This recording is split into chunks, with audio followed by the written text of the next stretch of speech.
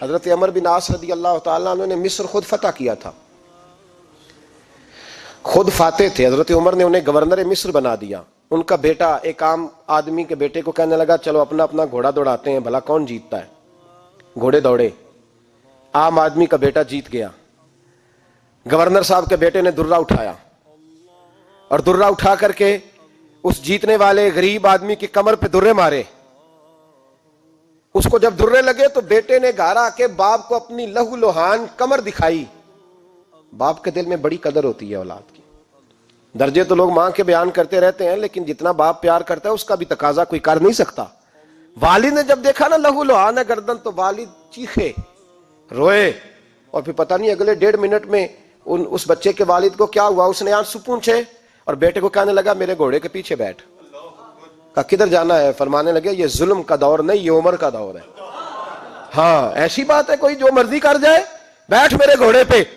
آدھی رات کے وقت پہنچے مدینے اور باہر جا کے وہ آدمی پکارنے لگے، کہنے لگے عمر باہر آؤ، نکلو خوابگاہ سے.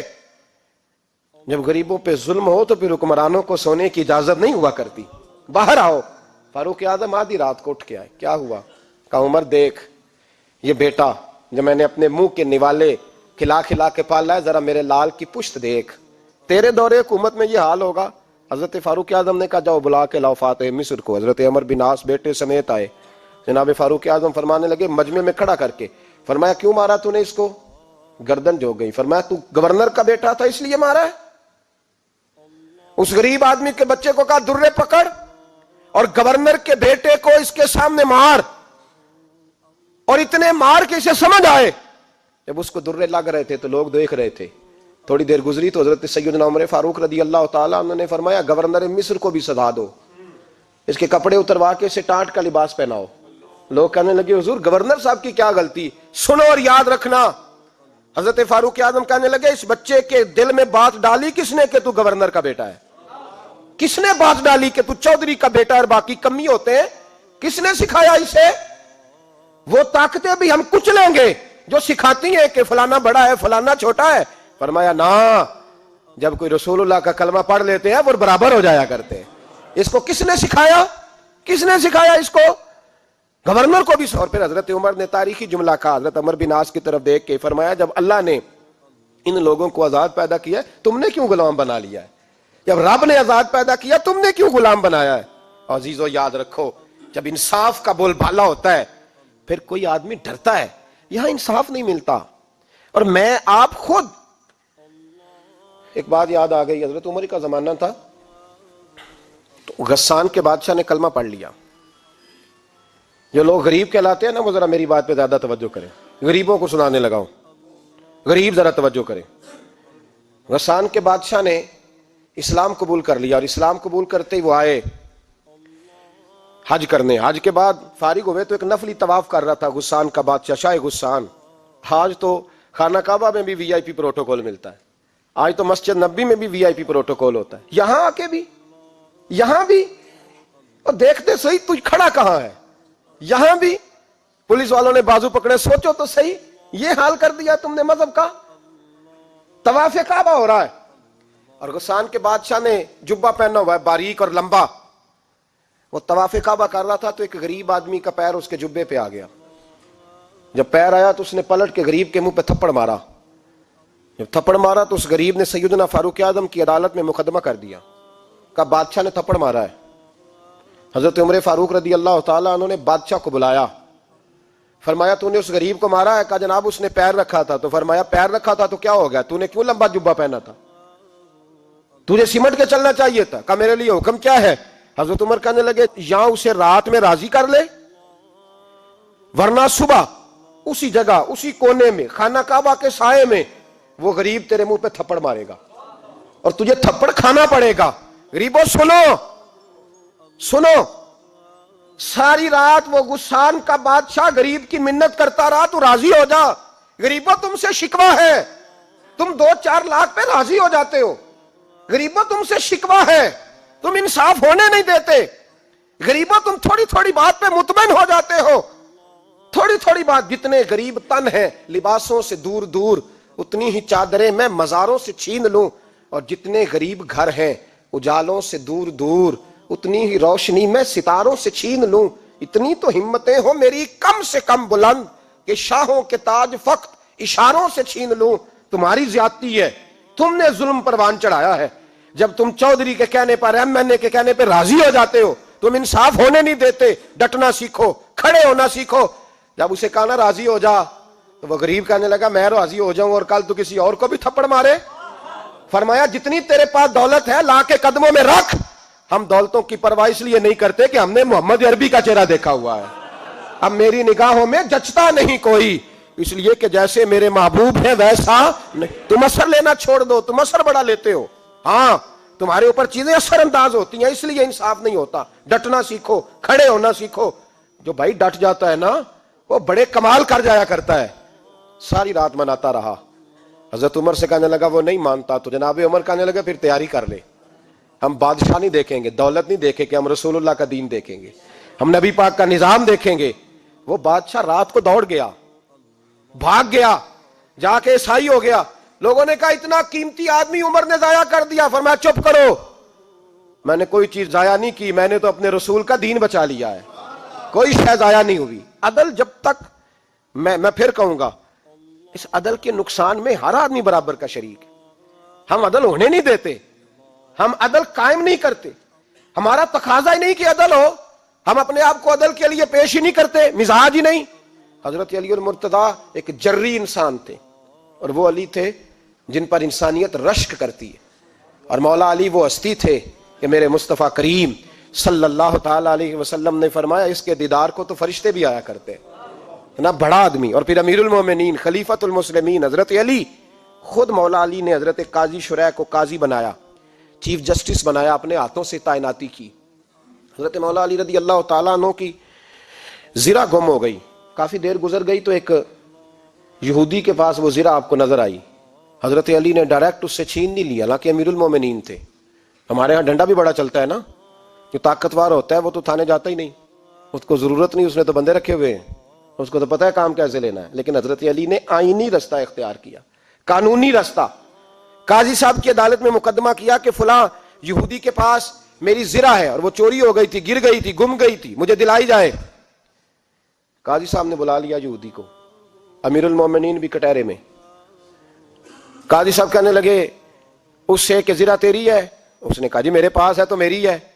قاضی صاحب کہنے لگے حضرت علی سے گواہ آپ کو دینے پڑیں گے کیونکہ مقدمہ آپ نے کیا ہے, اگرچہ وہ امیر المومنین ہے. توجہ ہے بھائیوں کی, سمجھ آ رہی ہے باتوں کی؟ گواہ امیر المومنین آپ نے دینے ہیں کیونکہ مقدمہ آپ نے دائر کیا. تو حضرت علی کہنے لگے میرا بیٹا حسن گواہی دے گا کہ میری ہے, اور میرا غلام کمبر گواہی دے گا. قاضی صاحب کہنے لگے حضور ان کی گواہی درست تو ہے پر میں نہیں تسلیم کرتا, اس لیے کہ بیٹے تو باپ کے حق میں بولا ہی کرتے ہیں, نوکر تو آقاؤں کے حق میں بولتے ہی ہیں. جائیں کوئی غیر جانبدار بندہ لے کے آئے جو گواہی دے. تو حضرت علی خاموش ہو گئے, کہنے لگے ابھی میرے پاس ایسا کوئی گواہ نہیں. قاضی صاحب کہنے لگے چلیں پھر آپ یہودی کو راضی کریں, آپ نے کیوں بلا وجہ گھسیٹا عدالت میں, راضی کریں, انصاف کا تقاضا ہے. تو حضرت علی قریب گئے, کہنے لگے بھیا ناراض نہ ہونا, زرہ تو میری ہے, ناراض نہ ہونا, میں نے غلط مقدمہ نہیں کیا. وہ علیحدہ بات ہے کہ میرے پاس گواہ نہیں تو میں کوئی بے انصافی نہیں کر سکتا, تو میرے ساتھ چل تجھے کھجوروں کا حلوہ کھلاتا ہوں تاکہ تو راضی ہو جائے. وہ یہودی کہنے لگا میں نے قاضی صاحب کا انصاف دیکھا اور جناب علی کا انصاف کے لیے کھڑا ہونے دیکھا تو میں مولا علی کے قدموں میں بیٹھ گیا. میں نے کہا علی جب تیری یہ شان ہے تو محمد عربی کا کیا مقام ہوگا. میں نے کلمہ پڑھنا شروع کر دیا. دیکھیں نا تقاضا پورا کیا ہے حضرت علی نے. تو وہ کہنے لگا علی تیرے انصاف کے رنگ نے نا, جملہ یاد رکھنا, کہنے لگا یہودی علی تیرے انصاف کے اس رنگ نے میرے دل سے کفر کی میل دور کر دی, تیرے عدل نے میرا کفر توڑ دیا, کفر. لیکن شرط دیکھیں نا, غریب آدمی ابو ایوب انصاری, ماڑے بندے, اب تو پیر اور مولوی بھی گنجائش نہیں نہ دیتا کسی کو بولنے کی. تو سیاست دان تو اللہ ہی کی پناہ, وہ تو پتہ نہیں کس طرح سوتے ہیں رات کو, اللہ ہی جانتا ہے. پتہ نہیں کس طرح اپنے آپ کو مطمئن کر کے وہ زندگیاں گزار رہے ہیں, خدا ہی بہتر جانتا ہے. حضرت عمر فاروق جیسا دلیر اور جرری آدمی جمعہ پڑھانے مسجد میں داخل ہوئے تو جناب ابو ایوب انصاری دروازے پہ کھڑے ہو گئے, کہنے لگے عمر تیرے نوکر نہیں, ٹائم پہ آیا کر, بڑی دیر سے کھڑے ہیں. کیوں دیر سے آیا ہے؟ بڑے جلالی تھے نا حضرت عمر, لیکن وہ جلالی اس وقت تھے جب کوئی ظلم کرتا تھا, اور ذات کے لیے جلالی نہیں تھے. کہا وقت پہ آیا کر, کو ملازم نہیں تیرے. تو سیدنا فاروق اعظم منبر پہ چڑھے اور فرمانے لگے اللہ ابو ایوب انصاری کا بھلا کرے، جب تک اس طرح کے لوگ موجود ہیں کوئی بادشاہ بگڑے گا نہیں، اللہ اس کا بھلا کرے، اس نے میری توجہ صحیح۔ اور پھر عمر رو پڑے، رو کے فرمانے لگے مسلمانوں معاف کر دو، غلطی کوئی نہیں، میرے پاس کرتا ایک ہی ہے، اور عبداللہ کی ماں نے وہ دھو کے خشک ہونے کو ڈال دیا تھا، غریب ہوں، کرتا دوسرا کوئی نہیں، تو وہ ذرا نا خشک ہونے میں آ کے دیکھ لو ابھی بھی گیلا ہے، مجھے معاف کر دو، میری غلطی نہیں ہے۔ صحابہ درد کے ساتھ رونے لگے اور کہنے لگے اللہ اس طرح کے حکمران ہمیشہ عطا کرتا رہے۔ میرے بھائی تو انصاف کا رنگ تو دیکھ، ان تقاضوں کو سمجھنا۔ یہاں کسی کی جرت ہے بول سکے، طاقت ہے کسی کی، لیکن انہوں نے اپنے آپ کو پیش کیا، سامنے پیش کیا اپنے آپ لوگوں کے سامنے۔ دو مال غنیمت کی چادریں بانٹ رہی ہیں، سب کو ایک ایک ملی ہے۔ فاروق اعظم جمعہ پڑھانے آئے تو اسی چادر کا کرتا، اسی کی تامت، لوگ کھڑے ہو گئے، عمر بتا تو نے دو کیوں لی؟ یہ انصاف ہے، یہ عدل ہے، کیوں لی دو؟ تو حضرت عمر کہنے لگے میرا بیٹا جواب دے گا۔ عبداللہ بن عمر بولے، کہنے لگے ابا جی کے کپڑے بڑے پرانے ہو گئے تھے، میں نے اپنے حصے کی بھی اپنے ابا جی کو دے دی ہے۔ دیکھیں نا، یہ انصاف میرے نبی پاک نے کیا ہے، صحابہ نے سیکھا ہے۔ میں اور آپ تیار نہیں، ہم تیار نہیں انصاف کے لیے، ہمارا مزاج نہیں انصاف کا، ہمیں خود بہت سارا آگے پیش ہو کے رنگ دکھانا پڑے گا، اس کے لیے ہماری تیاری نہیں۔ اس لیے ہم حکمرانوں کو گالی دے کے چپ کر جاتے ہیں، اس لیے ہم وکیلوں کے کہتے ہیں بکتے بڑا ہیں، جج بکتے، یہ باتیں کر کے ہم خاموش ہیں، ہم پیش نہیں کر پا رہے، ابھی تک ہم اپنے آپ کو کھڑا نہیں کر پا رہے کہ ہم سے مطالبہ کرو انصاف کا، کھڑا نہیں۔ حضرت سیدنا علی المرتضیٰ شیر خدا رضی اللہ تعالیٰ عنہ فرماتے ہیں بدر کے لیے جب جا رہے تھے تو سواری ایک تھی، سوار تین تھے، ایک سواری اور سوار تین۔ فرماتے ہیں نبی پاک صلی اللہ علیہ وسلم نے فرمایا تین کٹھے نہ بیٹھنا، دو بیٹھیں، سواریوں کو تکلیف ہوتی ہے، قربان جاؤں کیسا رسول دیا ہے جو جانوروں کے حقوق کا بھی خیال فرماتے ہیں صلی اللہ علیہ وسلم۔ فرمایا دو بیٹھیں۔ حضرت علی کہتے ہیں پہلے میں اور نبی پاک صلی اللہ علیہ وسلم بیٹھے، اور تیسرے ہمارے ساتھ ابو درداء رضی اللہ تعالیٰ عنہ۔ فرماتے ہیں جا رہے تھے بدر کے لیے، پہلے میں اور حضور بیٹھے، پھر نبی پاک اور ابو درداء بیٹھے۔ فرماتے ہیں پھر نمبر لگ گیا میرا اور ابو درداء کا، اور مصطفیٰ نے گھوڑے کی لگام تھامی تو حضرت ابو درداء تڑپ اٹھے، کہنے لگے علی نہ طبیعت مانتی ہے، نہ ادب مانتا ہے، نہ عشق مانتا ہے، تو اس طرح کر، میں تو چھوٹا ہوں، آپ کہیے رسول پاک سے، آپ ہر لحاظ سے بڑے ہیں، آپ عرض کیجئے کہ حضور نہ ادب مانتا ہے، نہ عشق مانتا ہے، نہ پیار مانتا ہے، نہ تقاضا ہے، مہربانی کرے آ جائیں۔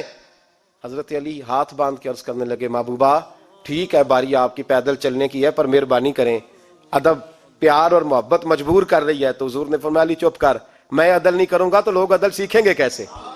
اگر میں عدل نہیں کروں گا تو قوم سیکھے گی کیسے؟ مجھے عدل کرنے دے، انصاف کرنے دے۔ فرمایا چلنے دے مجھے پیدل، کچھ نہیں ہوتا، تقاضا ہے عدل جب تک پورا نہیں ہوتا۔ آپ یقین کریں میرے اساتذہ کہا کرتے تھے میں عدالت کو عدالت نہیں کہتا، کچہری کہتا ہوں، اس لیے کہ عدالت وہ ہوتی ہے جہاں عدل ہوتا ہے۔ یہاں تو حال یہ ہے، بتائیے وکیل کو نہیں پتا ہوتا کہ جو میرے پاس آیا یہ غلط آدمی ہے، وہ اس کی حمایت کرتا ہے کہ نہیں، اس کے ساتھ چلتا ہے کہ نہیں، جھوٹ کے ساتھ آخر تک لڑتا ہے کہ نہیں لڑتا؟ جو گواہ بن کے جا رہے ہوتے ہیں انہیں پتا ہوتا ہے کہ نہیں کہ ہم جھوٹے کی گواہی دینے جا رہے ہیں؟ تو پھر کیا سارا ظلم حکومتیں کر رہی ہیں؟ معاشرہ بھی تو اپنی ترتیب بدلے نا، لوگ بھی تو اپنا رنگ بدلے نا، لوگ بھی تو طبیعت بدلے نا۔ کون منتخب کرتا ہے انہیں ظالموں کو؟ عوام، اور پھر اس کے بعد شکوہ بھی عوام ہی کرتی ہے۔ خدا را تقاضے سمجھو، مزاج سمجھو، طبیعت سمجھو اسلام کی۔ میرے نبی پاک صلی اللہ علیہ وسلم نے عدل کا بول بالا کیا، ہر مقام پر، ہر نقطے پر رسول پاک صلی اللہ علیہ وسلم نے عدل اور عدل کی آواز بلند فرمائی۔ کوئی مقام ایسا نہیں، آپ پڑھیے کتابیں، اگر ایک کلمہ پڑھنے والے اور یہودی کا فیصلہ آیا ہے اور نبی پاک صلی اللہ علیہ وسلم نے یہودی کو حق میں سمجھا ہے تو نبی پاک نے یہودی کے حق میں فیصلہ دیا۔ وہ منافق بگڑ گیا ہے، حضرت عمر کے پاس گیا ہے، لیکن حضور نے فرمایا جہاں جاتا ہے جا، فیصلہ وہی کیا جائے گا جو عدل پہ مبنی ہوگا، جو انصاف پہ مبنی ہوگا۔ ہماری طبیعتوں کے اندر سے وہ جو جس سٹیج پہ کوئی بیٹھا ہے وہ وہاں بڑا ہے، وہ جہاں بیٹھا ہے وہ سلطنت کا مہاراجہ ہے، وہ کہتا ہے نہیں میرے پاس سارا کچھ ہے، یہاں تو میں اختیارات استعمال کروں گا، وہ استعمال نہ ہوئے تو پھر دولت استعمال کروں گا۔ تو جب اجتماعی مزاج قوم کا بگڑتا ہے پھر معاشرے میں نا انصافی عام ہوتی ہے، پھر ظلم عام ہوتا ہے، پھر بے راہ روی کا شکار۔ اور میرے نبی پاک صلی اللہ علیہ وسلم کی حدیث سن لے، ذرا جا کے سننا یہ والی روایت، اور اسے یاد کر لینا، اس کا رٹا لگا لینا۔ حضور نے فرمایا تھا جس معاشرے میں بے حیائی عام ہوگی وہاں ایسی بیماریاں پیدا ہوں گی جن کا علاج ہی کوئی نہیں ہوگا. اور حضور نے فرمایا جس قوم کے اندر انصاف نہیں ہوگا وہاں قتل عام ہوگا. انصاف نہیں، جب تک مجرم کو سزا نہیں ملتی، جب تک مجرم کو سزا نہیں ملتی اتنی دیر تک لوگوں کے لیے وہ نشان عبرت نہیں بنتا، اتنی دیر تک لوگ باز نہیں آتے. یاد رکھیں جب انصاف ہوگا، عدل ہوگا، اور عدل کرنے والے جب عدل کریں گے اور انصاف کا دامن تھامیں گے. پہلی بات تو یہ ہے کہ ہم اپنے آپ سے ورا کریں بہت ساری چیزوں کو. ہم دیکھتے ہیں حکومت نے چھوٹی چھوٹی کمیٹیاں بنا دی ہیں مصالحتی کمیٹیوں کے لیے، بین المذاہب کمیٹیاں، بڑا کچھ بن گیا ہے، لیکن لوگ گروہ بندی کا شکار ہیں، گروہی تعصبات ہیں. دیکھتے ہیں کہ ہمارا ووٹ کس طرف ہے، ہمارا مزاج کس طرف ہے، اس رنگ میں ملت کا اجتماعی نقصان ہو جائے، شرازہ بکھر جائے. اور میں شروع میں کہہ چکا ہوں، امام حسن فرمایا کرتے تھے اگر غریب پر ظلم نہ روکا جائے گا تو وہ ظلم امیر کے دروازے تک بھی جائے گا. ایک وقت آئے گا کہ امیروں کے ساتھ بھی زیادتیاں ہونے لگیں، اس لیے کہ جب ظلم ہوتا ہے تو اس کی آگ بھی پورے معاشرے کو لپیٹ میں لیتی ہے، اور جب انصاف ہوتا ہے تو اس کی برکتیں بھی سارے معاشرے کو فائدہ دیتی ہیں. عدل، انصاف ضروری امر ہے.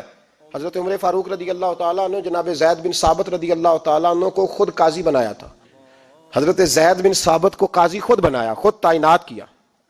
حضرت ابی بن کعب رضی اللہ تعالیٰ عنہ نے نا حضرت عمر پر مقدمہ کر دیا حضرت زید بن ثابت کی حکومت میں، خود حضرت عمر پر. جناب عمر جب پہنچے نا وہاں سب لوگ بیٹھے رہے. ایک شخص کہنے لگا تم اپنے امیر کے لیے کھڑے نہیں ہوئے، تو زید بن ثابت کہنے لگے چپ کر جا، ان پر مقدمہ ہے، وہ حساب دینے آئے ہیں، امیر المومنین بن کے نہیں آئے. سامنے کھڑا کیا تو گفتگو کے دوران کوئی ایسا موقع آیا کہ حضرت عمر کو قسم دینی پڑی. تو حضرت زید بن ثابت حضرت ابی بن کعب سے کہنے لگے یار لحاظ کر، وہ فاروق اعظم ہے، امیر المومنین ہے ہمارے، اور تو ان سے قسم کا مطالبہ کر رہا ہے. حضرت سیدنا فاروق اعظم کی طرفداری میں بات کی نا تو حضرت سیدنا عمر فرمانے لگے زید اس مقدمے کا فیصلہ کر لو اور اس کے بعد میں تمہیں معزول کر دوں گا، تم تو اہلیت ہی نہیں رکھتے. حضور کیا ہوا؟ فرمایا تم نے میری طرفداری کیوں کی، تم نے مجھے امیر المومنین کیوں کہا، تم نے کیوں میرے حق میں بات کی؟ اگر میں اور تو اس طرح کرنے لگیں گے تو امت کو عدل کون دے گا؟ اگر میرا اور تیرا یہ رنگ ہو جائے گا، کیوں تو نے مجھے امیر المومنین کہا؟ اس وقت میں اپنی صفائی دینے آیا ہوں، عمر بن خطاب سے زیادہ میرا کوئی تعارف نہیں ہونا چاہیے، کیوں تم نے یہ لفظ کہے؟ اور فرمایا اگر مجھ پر قسم آئے گی اور جو میرے اوپر لاگو ہوگا مجھے وہ کام کرنے کا تمہیں حکم کرنا چاہیے تھا. یہاں تو حال ہی کوئی نہیں، مزاج ہی کوئی نہیں. ہماری قوم بڑی سمجھدار ہے، حکمران بھی بڑے سمجھدار ہیں. ممتاز حسین قادری رحمۃ اللہ علیہ کو پھانسی ہوئی تو لوگ کہنے لگے مولوی شدائی ہو گئے. فیصلہ تھا عدالت کا تو ماننا چاہیے تھا. ایک فیصلہ ایک پیپلز پارٹی کے سابقہ صدر کے بارے میں بھی عدالت نے دیا تھا، اور پھر آپ کی پارلیمنٹ نے اس فیصلے کو کنڈم کیا، مذمت کی، اور اٹھ کے کہا گیا کہ ہم مذمت کرتے ہیں، فیصلہ غلط تھا. جب حضرت ممتاز قادری کے حق میں فیصلہ آئے تو اس وقت لوگ بولتے ہیں، کہتے ہیں دیکھو جناب عدالت کا فیصلہ ہے اور مولوی کہہ رہے پھانسی نہ دو. اور جب ایک شخص پر، ایک عام آدمی پر فیصلہ آئے اور بڑی عدالت کرے اور وہ چوکوں چوراہوں میں کھڑا ہو کے کہے کہ ہم اس فیصلے کو نہیں مانتے، پھر کوئی آدمی نہیں بولتا. پھر کسی جگہ ہم نے کہا تھا بچ جا، تو رسول اللہ صلی اللہ علیہ وسلم کی ناموس والوں کا لحاظ کر، اللہ رسول تیرا خیال فرمائیں گے. لیکن یہاں عدل اور انصاف کے تقاضے بڑے عجیب ہیں. غریب کے حق میں فیصلہ اور ہے اور امیر کے حق میں فیصلہ اور ہے. چودھری صاحب پہ درخواست آ جائے تو ایس ایچ او صاحب ٹیلی فون کرتے ہیں، چودھری صاحب درخواست آئیے تو کی کرنا جے، وہ کی کرنا تے تے اپلیکیشن آئیے لینی ہے کہ نہیں. اور اگر غریب آدمی بیچارہ ریڑی والا 4 بیٹیوں کا باپ ہے اور نہ وہ گدھا گاڑی پہ بیچتا ہے فروٹ، تو غلط کراسنگ کی وجہ سے مقدمہ ہو گیا ہے، تو چودھری کو ساتھ لے کے وہ گیا ہے، چونکہ 4 بیٹیاں نا اور کل اس کی ملکیت وہی 5000 تھا جس کا اس نے فروٹ خریدا تھا. چودھری بھی کرسی پہ، ایس ایچ او بھی کرسی پہ، اور غریب آدمی زمین پہ بیٹھا ہے، اور ایک ایک زبان سے 32 گالیاں اسے دی جا رہی.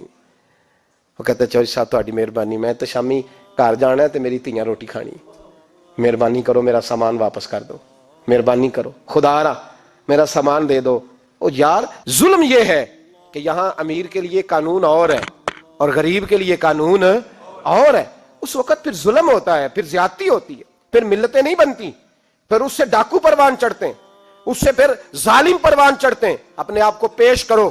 یاد رکھو میرے نبی پاک صلی اللہ علیہ وسلم نے فرمایا ظلم قیامت کے اندھیروں میں سے ایک اندھیرا ہوگا. ظالموں کو قیامت کے دن ٹھوکریں لگیں گی, رستہ نہیں ملے گا. اپنے آپ کو پیش کریں. چھوٹی سی بھی زیادتی, چھوٹا سا بھی ظلم نہ ہونے پائے.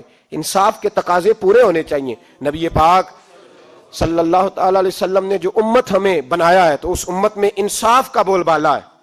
کوئی آدمی انصاف سے بالا تر نہیں. بہت بڑی بات کرنے لگا ہوں. امام ابو نعیم نے لکھا ہے, خود رسول پاک نے اپنی ذات کو انصاف کے لیے پیش کیا. اس بات کو میں جب کبھی سوچتا ہوں نا تو لگتا ہے کہ روح پرواز کر رہی ہے, پر پتہ نہیں کہاں کہاں سے ہو آئی ہے. انصاف کا بول بالا ایسے نہیں ہوتا. حضرت فاروق اعظم اور مولا علی اور عثمان غنی اور ابو بکر صدیق اور سیدنا قاضی شرح جیسے لوگ ایسے ہی تیار نہیں ہوتے. ان کے پیچھے جو میرے رسول پاک صلی اللہ علیہ وسلم کا مزاج ہے اس کو سمجھیں, غور کریں. میں جب اس پہلو کو دیکھتا ہوں نا, آپ یقین کریں, یہ روایت میں کبھی کبھی پڑھتا ہوں اور کبھی کبھی اس کو بیان کرتا ہوں تو میں کھو جاتا ہوں بہت ساری جگہوں پہ. پتہ نہیں کہاں کہاں کا سفر طے ہو جاتا ہے. حضرت عکاشہ بن محصن رضی اللہ تعالیٰ عنہ فرماتے ہیں کہ نبی پاک صلی اللہ علیہ وسلم کے وصال سے 2-3 دن پہلے کی بات, محبوب پاک صلی اللہ علیہ وسلم نے فرمایا سب لوگوں کو مسجد نبوی میں اکٹھا کرو. اکٹھا کیا. جب کوئی نئی آیت آتی تھی یا کوئی جنگ کی تیاری ہوتی تھی تو لوگ اکٹھے کیے جاتے تھے. سب کو اکٹھا کیا. کہتے ہیں جب حضور کا حجرہ نور کھلا تو 2 آدمی بظاہر حضور کو سہارا دے کے لائے.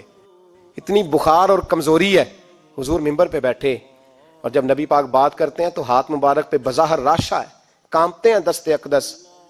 محبوب نے مجمع پہ نظر ڈالی, فرمایا تمہیں کسی نئے حکم کے لیے نہیں بلایا, بس اللہ نے اپنے ایک بندے کو اجازت دی, چاہے تو دنیا میں رہے اور چاہے تو اس کی بارگاہ میں حاضر ہو جائے. اس بندے نے پردے کا فیصلہ کیا ہے. میں نے تمہارے بیچ وقت گزارا ہے, تمہارے ساتھ رہا ہوں. حضور فرمانے لگے میری زبان سے, میرے قول سے, میرے فعل سے غلاموں کسی کو تکلیف پہنچی ہو تو بدلہ لے سکتا ہے. یہ نہیں فرمایا معاف کر دو, اٹھو اور بدلہ لو. حقیقی جمہوریت تھی نا. حضرت عکاشہ بن محصن پیچھے سے کھڑے ہو گئے, بوڑھے آدمی, کہنے لگے حضور ایک جنگ میں صفیں سیدھی کراتے کراتے میری ننگی پشت پہ درہ مارا تھا آپ نے, بدلہ لینا ہے. عجیب ہی منظر بن گیا مسجد نبی کا. آنسو بہنے لگے, لوگ تڑپنے لگے. محبوب نے فرمایا بلال جاؤ, فاطمہ کے گھر میں درہ پڑا ہے, لے آؤ. حضرت بلال کہتے ہیں سیدہ کے دروازے پہ دستک دی. اماں جی نے کہا کون؟ اماں جی میں غلام بلال ہوں, وہ درہ چاہیے تھا. تو سیدہ کہنے لگی نہ تو جنگ ہے نہ جہاد ہے, حضور نے درہ کیا کرنا ہے, طبیعت مبارک تو علیل ہے. بلال ماجرا کیا ہے؟ حضرت بلال رو پڑے, کہنے لگے ایک صحابی بدلہ لینا چاہتے ہیں. حضرت فاطمہ نے امام حسن اور حسین کو باہر نکالا, درہ دیا. کہنے لگی بلال عکاشہ سے کہنا میرے بیٹوں کے وجود پہ 100 درے مارے. انہوں نے فاطمہ کا دودھ پیا, سی کوئی نہیں کریں گے لیکن حضور تک کوئی نہ جائے, اور میں نے ویسے بھی حضور پر قربان کرنے کے لیے پیدا کیے. سیدنا بلال حبشی رضی اللہ تعالیٰ عنہ فرماتے ہیں میں روتا ہوا درہ لیا, شہزادے لیے, اور میں جب حاضر خدمت ہوا نا حضور کے دروازے پہ داخل ہوا, محبوب پاک صلی اللہ علیہ وسلم نے امام حسن اور حسین کو دیکھا تو حضور رو پڑے, فرمانے لگے انہیں بٹھا دو, مجھے پتا ہے فاطمہ نے کیا کہہ کے بھیجا, بٹھاؤ. شہزادے بیٹھ گئے. میرے محبوب پاک علیہ السلام نے فرمایا عکاشہ کو درہ دو. حضرت عکاشہ کہتے میں درہ لے کے آگے بڑھا تو کسی نے میرا پیر تھاما. جب میں نے نیچے دیکھا تو ابو بکر صدیق تھے.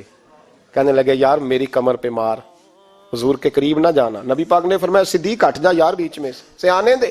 کہتے میں ذرا آگے بڑھا تو مولا علی شیر خدا نے میرا پیر تھاما. عکاشہ نہ کر, میں نے کہا آنے دو. محبوب فرمانے لگے علی ہٹ جاؤ, اسے آنے دو. حضرت علی شیر خدا بھی ہٹ گئے. جناب عکاشہ قریب آئے, کہا حضور ذرا کمر سے کپڑا تو ہٹائیں, میری پشت اس وقت بغیر کپڑے کی تھی. محبوب نے کپڑا ہٹایا اور جناب عکاشہ نے درہ جو اٹھایا تو صحابہ کی چیخیں نکل گئی, رونے لگے اور نہ کرنا یار نہ کرنا. جناب عکاشہ نے درہ دور پھینکا اور حضور کے وجود کو چومنے لگے. کہنے لگے کس نے درہ مارنا تھا, میں تو جاتے جاتے حضور کا بوسہ لے کے اپنے لیے جنت اکٹھی کرنے جا رہا تھا. میرے محبوب پاک صلی اللہ علیہ وسلم نے فرمایا جس نے جنتی دیکھنا ہو میرا عکاشہ دیکھے. امت کو درس دیا, امت کو درس دیا. پیش کر اپنے آپ کو انصاف کے لیے, آگے بڑھ, پیش کر اپنے آپ کو انصاف کے لیے اور کھڑا ہو جا عدل کے لیے. ان اللہ یأمر بالعدل والاحسان, اللہ تمہیں حکم دیتا ہے عدل کا. میرے مصطفیٰ کریم صلی اللہ علیہ وسلم نے خود, حالانکہ وہ درہ جو محبوب پاک صلی اللہ علیہ وسلم نے ان کو مارا وہ عمدن نہیں تھا, وہ تو صفیں سیدھی ہو رہی تھی, کہا تم بھی آگے ہو جاؤ, تم پیچھے ہو جاؤ, روٹین ہوتی تھی. بھائی میرے محبوب صلی اللہ علیہ وسلم یہ پیغام دے کے گئے ہیں امت کو, عدل کا دامن تھام, انصاف سے زندگی گزار, انصاف کے ساتھ وقت گزار. اور اگر تو انصاف نہیں کر, محمود غزنوی بیٹھے ہیں, ایک بندہ تڑپتا اور روتا ہوا آ گیا, روتا ہوا, کہا کیا ہوا؟ کہنے لگا حضور میں غریب ہوں. اور ایک بات اس طرح بھی ملتی ہے کہ عورت تھی اور بی بی آ کے کہنے لگی حضور میں غریب نہیں ہوں, 3-4 بیٹیوں کی ماں ہوں, خامد فوت ہو گیا, شاہی خاندان کا ایک نوجوان میرے گھر آتا ہے اور میری بیٹیوں کے ساتھ ظلم کرتا ہے, مہربانی ہو جائے. محمود غزنوی کہنے لگے تو جا, سپاہیوں سے کہنے لگے بی بی دوبارہ آئے تو میں سویا ہوا بھی ہوں تو مجھے اٹھا لینا. کہا جیسے ہی وہ تمہارے گھر میں آئے مجھے بتانا. بی بی کہتی ہے تیسرے دن میں دوبارہ گئی, دروازے شاہی پہ دستک دی تو محمود فوراً نکلے, لباس پہنا جنگ کا, نیزہ, تلوار, تیر, کمان, گھوڑے پہ بیٹھے میرے ساتھ چلے. اور کہتے ہیں جب اندر داخل ہوئے تو وہ نوجوان گھر کے اندر تھا. محمود غزنوی نے اندر جاتے ہی کہا جلدی سے چراغ بند کرو, دیا گل کر دیا, چراغ بند کر دیا, اور محمود نے 2 وار کی اور نوجوان کی گردن اڑا دی. جب قتل ہو گیا تو محمود نے کہا پانی لاؤ, اور بی بی کہتی ہے میں پانی لائی, 1 پیالہ, 2 پیالے, 3 پیالے, 5 پیالے پی گئے محمود پانی کے, پیتے ہی جا رہے. میں نے کہا بادشاہ کیا ہوا؟ تو محمود رونے لگا, کہنے لگا تجھے انصاف مل گیا نا؟ کہا مل گیا. تو محمود کہنے لگے یہ میری سگی بہن کا بیٹا تھا اور میری بیوہ بہن کا اکیلا بیٹا تھا. جب تو میرے گھر آئی کہ شاہی خاندان کا نوجوان آتا ہے تو میں نے تحقیق کی تو مجھے پتا چلا کہ وہ تو میرا اپنا بھانجا ہے. میں نے قسم کھائی تھی کہ جب تک تجھے انصاف نہیں ملے گا میں پانی نہیں پیوں گا, پانی نہیں پیوں گا. پانی اس لیے مانگا ہے کہ پیاس سے مر رہا ہوں, اور دیا اس لیے بند کیا ہے کہ بہنیں بڑی پیاری ہوتی ہیں نا, اور پھر بہن بیوہ ہو اور بیٹا اس کا یتیم ہو اور اکیلا ہو پھر رنگ اور ہوتا ہے نا. اس لیے چراغ گل کر کے میں نے اسے قتل کیا ہے کہ اگر مارنے لگوں تو کہیں بہن کا چہرہ نہ میری آنکھوں کے سامنے آئے, کہیں بھانجے کا تصور دیکھ کر میں اسے چھوڑ نہ دوں. ان اللہ یأمر بالعدل والاحسان, جب تک عدل اور انصاف ہوتا رہتا ہے, معاشرہ سکون سے بھرا رہتا ہے. یاد رکھو جس معاشرے میں عدل نہیں ہوتا, جس معاشرے میں انصاف نہیں ہوتا, جس معاشرے کے اندر لوگ اپنے آپ کو بالا تر سمجھنے لگتے ہیں, جس معاشرے کے اندر ہمارا تو یہ حال ہے کہ باہر سے آ کر ہمارا دشمن حملہ کر کے لوٹ جاتا ہے, ہمیں پتہ ہی نہیں چلتا, بس ٹھیک ہے مار گئے چھٹی ہو گئی. جس معاشرے کی بے حسی کا یہ عالم ہو کہ درجنوں لوگ قتل ہوں. اور میں دکھ سے یہ باتیں کرتا ہوں, دکھ سے. ایک دن نا اخبار پہ 4 قتلوں کی خبر بھی لگی ہوئی تھی اور ایک سیاستدان کی ممکنہ شادی کی خبر بھی لگی ہوئی تھی. کلیجہ پھٹتا ہے بات کرتے. وہ خبر اتنی چھوٹی سی تھی کہ آج ضلع لاہور میں 4 لوگ قتل ہو گئے.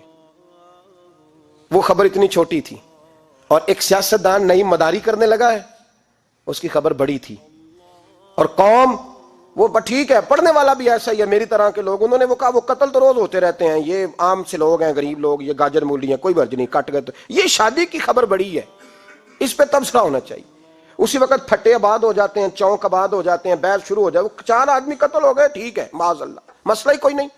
اتنی بے حسی, اس قدر زیادہ سفاکیت, اور قومی میڈیا مداری گروں کی خبریں بڑی دیتا ہے, اور جو بیچارے قتل ہو گئے سر راہ, جن کی رپٹ بھی پتہ نہیں کب درج ہوگی اور جن کے بارے میں پہلی کاروائی کا آغاز بھی پتہ نہیں کب ہوگا, ان کی خبریں چھوٹی ہیں. ہم تو اس طرح ہیں جیسے کوئی مداری لگائے گا تو ساری قوم وہاں اکٹھی ہو جائے گی. یہ سنجیدہ قوموں کا وتیرہ نہیں. او بھائی, ہم پاکستانی, پنجابی, یہ سارا کچھ بعد میں ہے, سب سے پہلے ہم رسول اللہ کے غلام ہیں. ہمارے مزاج کے اندر وہ سارا کچھ ہونا چاہیے جو ہمارے نبی نے ہمیں عطا فرمایا ہے. ہمیں ان ساری چیزوں کو سیکھنا چاہیے جو رسول پاک نے ہمیں عطا فرمائی ہیں. اپنے مزاج کو تبدیل کریں, انصاف کا آغاز کریں, اور اگر کبھی غلطی ہو جائے تو ڈٹ کے کہیں ہو گئی, اپنے آپ کو پیش کریں. حضرت علی شیر خدا رضی اللہ تعالیٰ عنہ فرمایا کرتے تھے جسے دنیا میں سزا ملے گی اللہ دوبارہ قیامت میں نہیں دے گا, اس لیے کہ میرا رب بڑا کریم ہے. آپ فرمایا کرتے تھے وہ بڑے قیمتی لوگ ہیں جو دنیا میں سزا لیتے ہیں لیکن آخرت کی سزا سے بچ جایا کرتے ہیں. یہاں اگر اپنے آپ کو پیش کر لیا جائے, یہاں اگر انسان اپنے آپ کا محاسبہ کر لے, اس جگہ عدل قائم کر لے, صبح قیامت اس کے لیے آسانی ہو جائے. غریب سے لے کر امیر تک جو جس جگہ بیٹھا ہے, جس منصب پہ بیٹھا ہے, اسے تقاضا عدل قائم کرنا چاہیے. اسے انصاف کا بول بالا کرنا چاہیے، اسے ہر مقام پر یہ سوچنا چاہیے کہیں ایسا تو نہیں کہ میں بے انصاف ہوں۔ اور یاد رکھیں انصاف انصاف ہوتا ہے، نہ انصاف کی آنکھیں ہونی چاہیے اور نہ انصاف کا دل ہونا چاہیے۔ وہ دیکھے نہ کہ سامنے کون ہے، اور اس کا دل اگر دھڑکے تو صرف انصاف کے لیے دھڑکے، کسی اور کے لیے دھڑکنا نہیں چاہیے۔ اسے بالکل فیصلہ کرنا چاہیے، جو بھی سامنے آئے اسے فیصلہ کرنا چاہیے۔ اپنے آپ کو پیش کرنا سیکھیں، معاشرے میں انصاف کرنا سیکھیں، عدل کرنا سیکھیں۔ ہمارے ہاں انفرادی سطح پہ جب شروع ہوگا یہ کام، انفرادی سطح پہ، پھر وہ اجتماعی، آپ یقین کریں لوگ گفتگو کی حد تک بھی انصاف نہیں کرتے۔ کوئی آدمی اگر صحیح کہہ رہا ہے نا بات، لیکن ہمارے مفادات کو ٹھیس پہنچ رہی ہے، تو اس کی مخالفت کرنا ہم ضروری سمجھتے ہیں، کہتے ہیں بات صحیح کر رہا ہے، پر چونکہ میرے مفادات کی نہیں، لہذا میں اس کو اس بات میں آگے بڑھنے کی اجازت نہیں دوں گا۔ 2-4 دن پہلے ایک صاحب مجھے سمجھانے لگے، کہنے لگے معاملات تھوڑے آگے بڑھ رہے ہیں، اب تو چیزیں بڑی ساری صحیح ہو گئی ہیں، علماء کو نرمی کرنی چاہیے۔ اور میں نے کہا کس بات کی نرمی؟ ہماری آواز تو اتنی مؤثر ہے ہی نہیں، ہم نے تو کبھی دعویٰ ہی نہیں کیا کہ ہماری وجہ سے بڑا انقلاب آ رہا ہے۔ اگر کونوں میں بیٹھ کے مسجدوں میں رسول اللہ کے نام کی دعائی دیتے تو اتنا تو موقع دو نا ہمیں، کم از کم اتنا تو کرنے دو۔ اور وگرنہ اگر ہم سے پوچھو تو مرحوم کہہ گئے تھے جتنے غریب گھر ہیں اجالوں سے دور دور، اتنی ہی روشنی میں چراغوں سے چھین لوں، اور جتنے غریب تن ہیں لباسوں سے بے نیاز، اتنی ہی چادریں میں مزاروں سے چھین لوں۔ اتنی تو ہمتیں ہوں میری کم سے کم بلند کہ شاہوں کے تاج فقط اشاروں سے چھین لوں۔